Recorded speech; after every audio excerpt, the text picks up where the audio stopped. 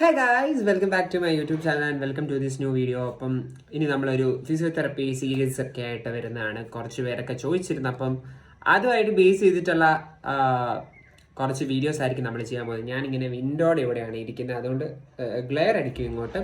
So എൻ്റെ കണ്ണ് നിങ്ങൾക്ക് കാണാൻ പറ്റില്ല, ബട്ട് നിങ്ങൾ വീഡിയോയിൽ കോൺസെൻട്രേറ്റ് ചെയ്താൽ മതി. അപ്പം നമ്മൾ കഴിഞ്ഞ ദിവസം കുറച്ച് വീഡിയോ ഇട്ടായിരുന്നു. ആ വീഡിയോ എന്തായിരുന്നു എന്ന് ഞാൻ നോക്കട്ടെ, ഒരു minute. 4.5 years of physiotherapy experience എന്ന് പറഞ്ഞു. അപ്പം അതിൽ കുറേ പേര് കുറേ കാര്യങ്ങളൊക്കെ ചോദിച്ചിട്ടുണ്ടായിരുന്നു. അപ്പം അതെന്തൊക്കെയായിരുന്നു എന്ന് ആദ്യം ഞാൻ അതൊന്ന് ക്ലിയർ ഔട്ട് ചെയ്ത് തരാം. എന്തൊക്കെയോ ക്വസ്റ്റ്യൻസ് ചോദിച്ചായിരുന്നു, അതിൻ്റെ കമൻസൊക്കെ എടുക്കുന്നത്.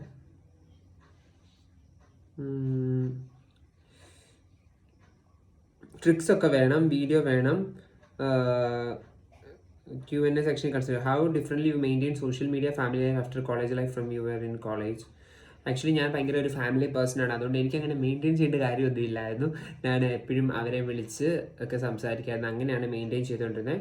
Which branch of physiotherapy are you specialised in? ഞാൻ ഒരിടത്തും സ്പെഷ്യലൈസ് ചെയ്തത്, അത് നമ്മൾ മാസ്റ്റേഴ്സിലാണ്. ഈ ഭാവിയിൽ ഞാൻ എന്തെങ്കിലും മാസ്റ്റേഴ്സ് ചെയ്യാനൊരു വെളിപാടുണ്ടായി കഴിഞ്ഞാൽ I could go for neuro or ortho. എനിക്ക് അത് രണ്ടുമാണ് കുറച്ചുകൂടി ഇഷ്ടം. ന്യൂറോ ആയിരിക്കും കൂടുതൽ പ്രിഫർ ചെയ്യുന്നത്.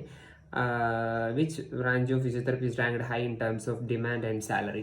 ഇപ്പം അങ്ങനെയൊന്നുമില്ല, ഓരോ ബ്രാഞ്ചിനും ഭയങ്കര ഡിമാൻഡാണ്. സ്പോർട്സിന് നല്ല ഡിമാൻഡാണ്, കാരണം സ്പോർട്സ് ഒക്കെ എപ്പോഴും ഇൻക്രീസ് ചെയ്തുകൊണ്ട് വരിക. സ്പോർട്സ് ഇഞ്ചുറീസ്, അതേപോലെ തന്നെ കാർഡിയോ റെസ്പിറേറ്ററി ഇൻ ICUലും, അതേപോലെ തന്നെ അങ്ങനെ കുറേ കാര്യങ്ങളൊക്കെ.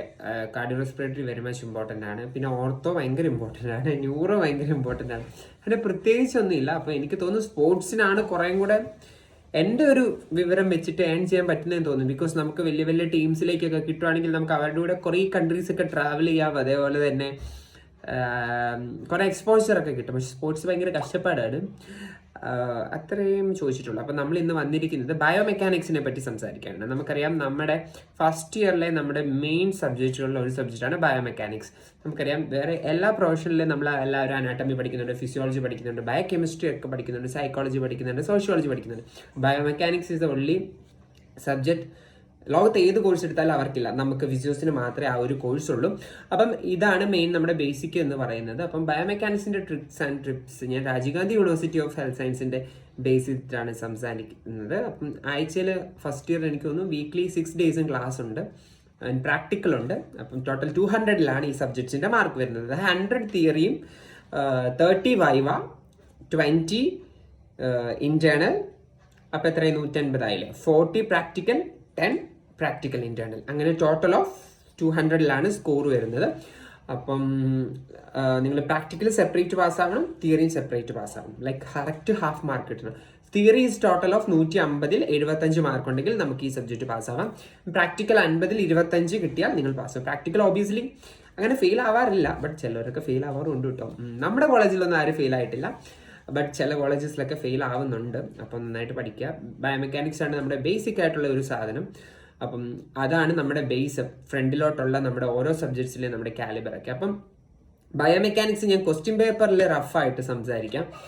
ഇപ്പം പഠിക്കാൻ പോകുന്നവർക്ക് ഇത് എത്രത്തോളം ഈ വീഡിയോ മനസ്സിലാകും എന്ന് എനിക്കറിയില്ല, ബട്ട് ഇപ്പോൾ പഠിച്ചുകൊണ്ടിരിക്കുന്നവർക്ക് ഒരു ചെറിയ ട്രിക്ക്. ഇപ്പോഴാണേലും നമ്മുടെ രാജീവ് ഗാന്ധിയിൽ എക്സാം നടക്കുമായിരുന്നു, ഇപ്പോൾ എക്സാം കഴിഞ്ഞു. അപ്പം ഈ വീഡിയോ എത്രമാത്രം യൂസ്ഫുൾ ആവുമെന്ന് അറിയില്ല. എനിക്ക് ആക്ച്വലി സൺഡേ ഒക്കെ ടൈം കിട്ടാറുള്ളതുകൊണ്ടാണ് ഞാൻ അന്ന് വീഡിയോ ചെയ്യുന്നത്. അപ്പം മെയിനായിട്ട് പോസ്റ്റർ ആൻഡ് ഗേറ്റ് നമ്മുടെ സെക്കൻഡ് ലാസ്റ്റ് ചാപ്റ്ററുമാണ് സിന്ധ്യ സി നോക്കിൻ്റെ ടെക്സ്റ്റ് ബുക്കിൽ. ഇപ്പം എനിക്കറിയില്ല, അത് തന്നെയായിരിക്കും എല്ലാവരും റെഫർ ചെയ്യുന്നത്. ഞങ്ങൾ പഠിച്ചുകൊണ്ടിരുന്നപ്പം സെക്കൻഡ് ലാസ്റ്റ് ചാപ്റ്ററാണ്.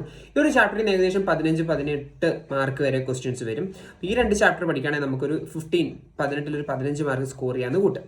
പിന്നെ നമ്മുടെ ജോയിൻറ്റ്സ്, ഏതെങ്കിലും ഒരു ജോയിൻറ്റ് എന്തായാലും അവർ ചോദിക്കും. Shoulder joint, wrist joint, elbow joint, അല്ലെങ്കിൽ നീ ജോയിൻറ്റ്, അല്ലെങ്കിൽ ആങ്കിൾ ജോയിൻറ്റ്, ഏതെങ്കിലും ഒരു ജോയിൻറ്റ് അവർ ചോദിക്കും, ഒരു 10 മാർക്സ്. പിന്നെ ഗോണിയോമെട്രി ചോദിക്കും, അതായത് നമ്മുടെ ഓരോ ജോയിൻറ്റിനും ഇപ്പം ഇങ്ങനെ കൈ നോക്കുന്ന ഒരു ഫ്രീഡം ഓഫ് മൂവ്മെൻറ്റ് എന്ന് പറയും, അല്ലെങ്കിൽ റേഞ്ച് ഓഫ് മോഷൻ എന്ന് പറയും. അപ്പം ഇതിപ്പം എത്ര ഡിഗ്രി ആണോ, അതേപോലെ ഓരോ ജോയിൻറ്റിനും ഓരോരോ ഡിഗ്രീസ് ഉണ്ട്. അപ്പം അത് അളക്കാൻ വേണ്ടി നമ്മൾ യൂസ് ചെയ്യുന്ന സാധനമാണ് ഗോണിയോമീറ്റർ. അയ്യോ, ആ ഗോണിയോമീറ്റർ എൻ്റെ ക്ലിനിക്കിലാണ്, അതുകൊണ്ട് എനിക്ക് കാണിക്കാൻ പറ്റത്തില്ല.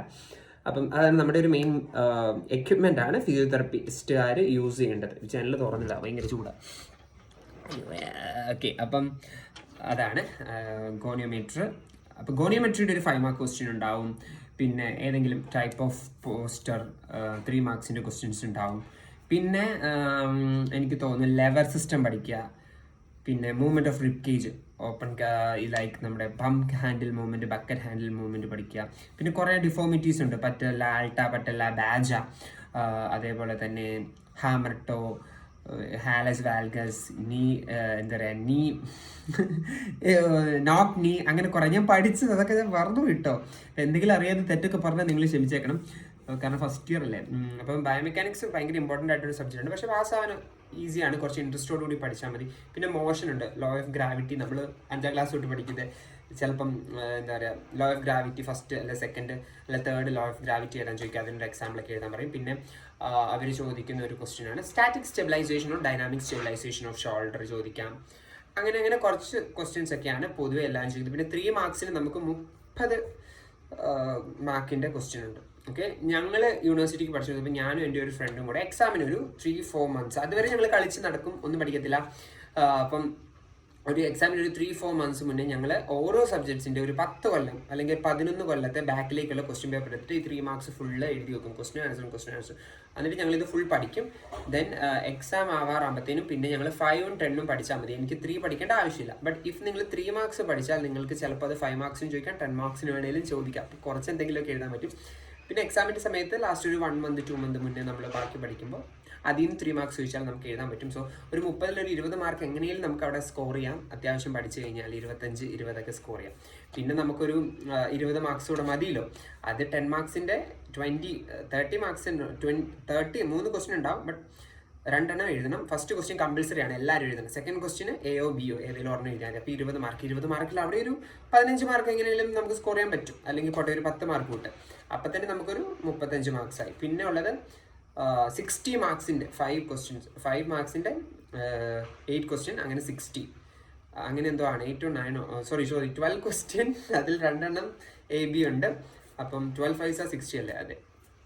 അതെ. അപ്പോൾ 12 ക്വസ്റ്റ്യൻ ഉണ്ട്. അതിൽ 12 ക്വസ്റ്റ്യനിൽ നമുക്ക് എങ്ങനെ പോയാലും ഒരു 15-20 മാർക്ക് കിട്ടും. അപ്പോൾ നിങ്ങൾക്ക് 40 above ആയി നിങ്ങൾക്ക് പാസ്സാവാൻ പറ്റും. So biomechanics is all about കുറച്ച് മൂവ്മെൻ്റ് ആണ്, കുറച്ച് സയൻസ് ആണ്, അങ്ങനെയൊക്കെ ഉള്ളൂ. ഒരു ഇൻട്രസ്റ്റ് വേണേ, കാരണം കുറച്ചൊരു ലൈക്ക് ഒരു എന്താ പറയുക, എന്തോ ഒരു സബ്ജക്റ്റാണ്. എനിക്ക് പേഴ്സണലി കുഴപ്പമില്ല, അത് വലിയ ഇഷ്ടമല്ല. അതുകൊണ്ട് എനിക്ക് പോസ്റ്ററും കേട്ടും ഭയങ്കര ഇഷ്ടമായിരുന്നു. അതിൽ നിന്ന് കുറേ ക്വസ്റ്റ്യൻസ് ചോദിച്ചുകൊണ്ട് നമുക്ക് നന്നായിട്ട് സ്കോർ ചെയ്യാനും പറ്റുമായിരുന്നു. അപ്പം അതാണ് ബയോമെക്കാനിക്സ്. പിന്നെ പ്രാക്ടിക്കലും വൈവയിലൊക്കെ കുറേ ചോദിക്കും, ടെക്സ്റ്റ് ബുക്കിൽ നിന്ന് അവിടെ നിന്ന് ഇവിടെ നിന്നൊക്കെ ചെറിയ കാര്യങ്ങളൊക്കെ. സോ മെയിനായിട്ട് പ്രീവിയസ് ക്വസ്റ്റ്യൻ പേപ്പർ നോക്കുക. ഇതാണ് ബയോമെക്കാനിക്സിനുള്ള ട്രിക്ക്. അപ്പോൾ അത്രയുള്ള ഈ വീഡിയോ ഇച്ചിരി ലെങ്ത് ആയി പോയെന്ന് തോന്നുന്നു. അപ്പം നിങ്ങൾക്ക് ഇനി ഏതെങ്കിലും സബ്ജക്ട്സിനെ പറ്റി ഡൗട്ട്സ് ഉണ്ട്, അല്ലെങ്കിൽ ഇനി പഠിക്കാൻ പോകുമ്പോൾ നിങ്ങൾ എന്തൊക്കെയാണ് ശ്രദ്ധിക്കേണ്ടത് എന്നുള്ള കാര്യങ്ങൾ നമുക്ക് അടുത്തൊരു വീഡിയോ ഡിസ്കസ് ചെയ്യാം. നിങ്ങൾക്ക് എന്തെങ്കിലും ഡൗട്ട് ഉണ്ട് താഴെ കമൻറ്റ് ചെയ്യാം. അപ്പം മറ്റൊരു വീഡിയോ കാണുന്നതായിരിക്കും. എല്ലാവർക്കും ബൈ. ആൻഡ് നിങ്ങളുടെ അഭിപ്രായവും നിർദ്ദേശങ്ങളും ഡൗട്ട്സ് ഒക്കെ ഉണ്ടെങ്കിൽ ഇവിടെ ചോദിക്കുക, അല്ലെങ്കിൽ ഇൻസ്റ്റാഗ്രാമിൽ നമ്മളെ ഫോളോ ചെയ്യുക, ഡൗട്ട് ചോദിക്കുക. അപ്പം ബൈ, ടാറ്റ.